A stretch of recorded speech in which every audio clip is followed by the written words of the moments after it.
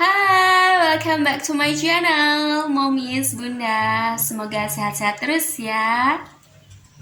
Oke deh, seperti janji aku di video sebelumnya, di video ini aku bakalan share mengenai hal-hal apa saja yang seharusnya kita lakukan apabila terlanjur mengalami hamil kesundulan alias kebobolan.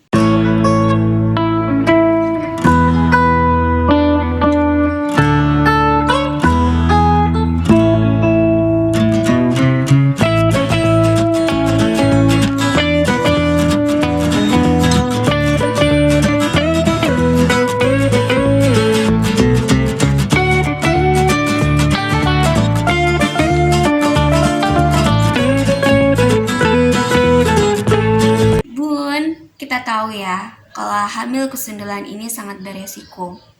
Itulah kenapa pentingnya kita mengedukasi diri kita sebelum ke jenjang pernikahan dengan ilmu-ilmu baik mengenai kehamilan hingga mengenai parenting seperti itu.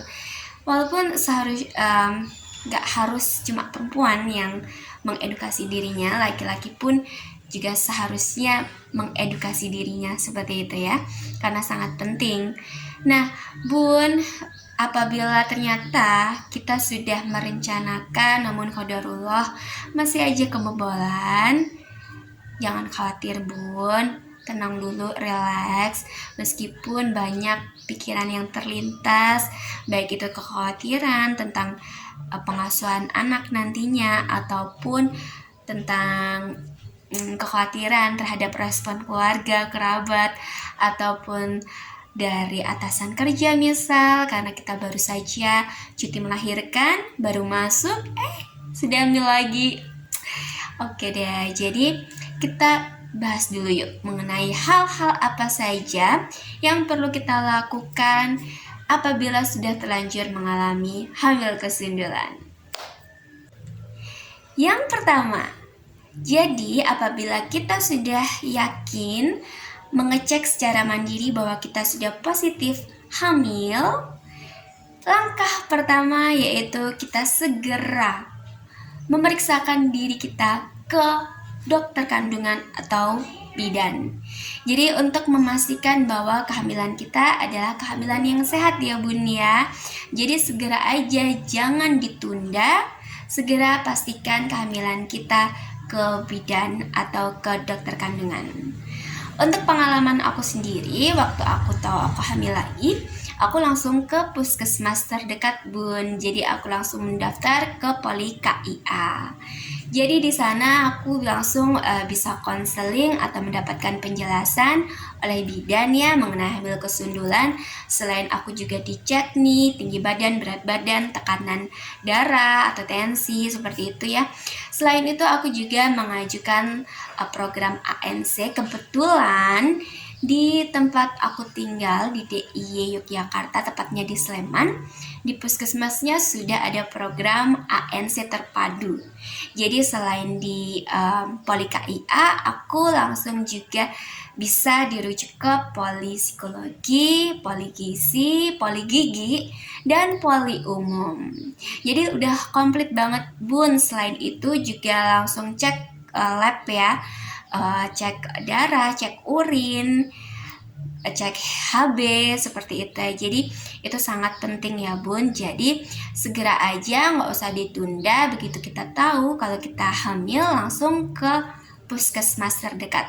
Karena sepengalaman aku ya Bun ya, sejak hamil pertama di 2020, penanganan ibu hamil di puskesmas itu sudah sangat baik Bun. Jadi selain nanti kita bisa langsung cek lab gitu ya untuk mengikuti program ANC, kita juga bisa konsultasi dengan ahli gizi. Yang aku paling suka ya, bisa konsultasi dengan ahli gizi, karena kan banyak nih Bun mitos-mitos tentang makanan apa sih yang nggak boleh dimakan sama ibu hamil. Ternyata pas kita konsul ke ahli gizi ternyata boleh-boleh aja. Jadi jangan ditunda ya Bun ya untuk periksa ke ahli gizi, ke puskesmas seperti itu. Biar tahu nih Bun yang update ilmunya itu seperti apa. Begitu ya Bun. kedua, ini wajib banget ya bun, adalah memenuhi gizi dengan baik. Ya, betul sekali, karena kehamilan dengan jarak dekat bisa jadi tubuh bunda belum sebugar seperti kehamilan yang pertama. Jadi bunda masih butuh banyak sekali asupan nutrisi untuk proses penyempurnaan. Seperti itu ya bun. Dan yang ketiga, ini adalah diskusikan dengan pasangan. Jadi bunda kan hamilnya nggak sendirian ya, bikinnya nggak sendirian maksud aku. Bikinnya berdua, jadi harus diskusikan berdua juga dengan pasangan bun. Diskusikan mengenai apa? Mengenai misalnya tentang pengasuhan anak nantinya. Apakah si kakak anak yang pertama itu akan diasuh tetap oleh ayah dan bunda sendiri, atau akan dititipkan ke tempat penitipan bayi atau daycare, atau akan memiliki pengasuh. Nah, ini harus dipikirkan sejak jauh-jauh hari ya bun ya, karena untuk mendapatkan pengasuh yang cocok itu kan gak mudah ya bun ya. Atau untuk memilih daycare itu juga tidak semudah seperti memilih sekolah yang sekolah SD atau SMA seperti itu ya bun ya. Nah, untuk pengalaman aku sendiri, aku dengan suami sempat berdiskusi dan memutuskan untuk menitipkan anak kami yang pertama ini ke daycare. Nah, apabila bunda juga ingin menitipkan anak ke daycare, yang terpenting bunda harus survei dulu nih daycare-nya. Apakah daycare tersebut sudah memiliki izin usaha, kemudian mengenai kualitas pengasuhannya, ini sudah baik atau belum. Kemudian tentang kurikulumnya, apakah kurikulumnya juga sesuai dengan ayah atau bunda atau tidak. Kebetulan waktu itu memang ada daycare yang dekat dengan tempat tinggal kami ya. Namun sayangnya karena pandemi, ini belum ada daycare yang beroperasi kembali, termasuk daycare yang waktu itu aku pilih bun. Sehingga akhirnya kita tunggu-tunggu, ternyata masih belum aja buka. Akhirnya pilihan yang kedua adalah menitipkan anakku ke keluarga. Jadi anakku yang pertama itu sempat aku titipkan ke kakek neneknya. Seperti itu bun. Nah, keluarga ini juga bisa jadi pilihan untuk pengasuhan anak. Nah, yang keempat, ini adalah keputusan untuk tetap menyusui atau berhenti menyusui. Nah, untuk yang ini karena tergantung dengan kondisi masing-masing bunda ya. Jadi saran aku sih, ini harus dikonsultasikan terlebih dahulu ke dokter kandungan atau ke bidan, seperti itu. Apabila bunda ingin tetap menyusui dalam kondisi hamil, sebenarnya masih tetap bisa sih bun, asalkan bunda memenuhi nutrisi atau asupan nutrisi ini lebih dari biasanya. Karena selain nutrisi untuk perkembangan janin, juga untuk produksi ASI. Selain itu bun, menyusui dalam kondisi hamil itu sangat melelahkan bun, atau sangat meletihkan seperti itu.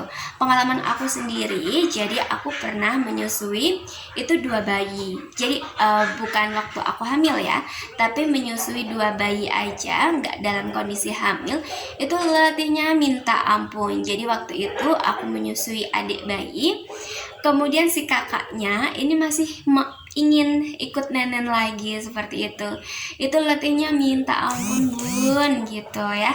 Jadi sekali lagi saran aku, tetap konsultasikan ke dokter kandungan atau ke bidan.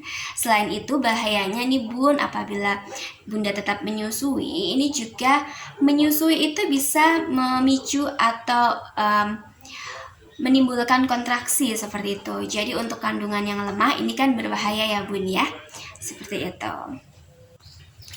Nah, untuk yang kelima, ini adalah yang terkrusial, adalah siapkan dana. Ya, jadi bun, ini penting ya bun ya, apabila bunda sudah hamil ya mau nggak mau harus menyiapkan dana. Dana untuk selain untuk persalinan, juga untuk proses selama kehamilan. Nah, untuk aku sendiri sih bun, jadi walaupun ya Bunda ya, aku ini adalah peserta BPJS dan aku periksa di puskesmas yang free seperti itu, tapi setiap bulannya juga selain di puskesmas, aku juga kontrol tetap ke dokter kandungan. Karena apa? Untuk USG Bun. Dan selain itu juga untuk beli vitamin, kemudian untuk obat misalnya ketika aku sedang sakit, karena kan harus minum obat yang khusus untuk ibu menyusui, bukan obat yang biasanya kita minum saat sebelum hamil, seperti itu ya Bun ya. Selain itu, dana juga penting untuk kebutuhan si dedek bayi setelah dilahirkan. Baiklah, yang terakhir or the last one is menerima. Ya, betul banget. Ini penting banget ya Bun, Bunda harus bisa memiliki perasaan menerima seperti itu. Selain Bunda juga harus cukup istirahat, karena nantinya Bunda bakalan mudah lelah baik fisik maupun mental hamil sementara masih memiliki anak bayi. Ini sangat menguras energi seperti itu. Jadi ini Bunda wajib banget membangun perasaan menerima. Yakin bahwa kehamilan ini juga adalah berkah dari Tuhan, atas seizin Tuhan juga. Jadi yakin bahwa Tuhan juga pasti akan menolong. Seperti itu ya Bun. Dan aku saranin sih untuk Bunda yang belum pernah mengalami hamil kesundulan untuk dihindari ya Bun. Kehamilan dengan jarak yang dekat ini sangat berbahaya seperti itu, atau sangat beresiko. Jadi saran aku sih jangan pernah hamil untuk hamil yang tidak direncanakan seperti itu. Namun apabila saat ini Bunda sedang mengalami hamil kesundulan, it's okay Bun. Qadarullah Bunda mengalami hal ini, yakin Bunda pasti bisa melewatinya. Karena aku pun juga sempat mengalami hal tersebut ya Bun ya. Dan banyak wanita lain juga yang pernah mengalami hal tersebut, namun sampai saat ini juga masih baik-baik saja. Seperti itu ya Bun, tetap semangat ya Bun.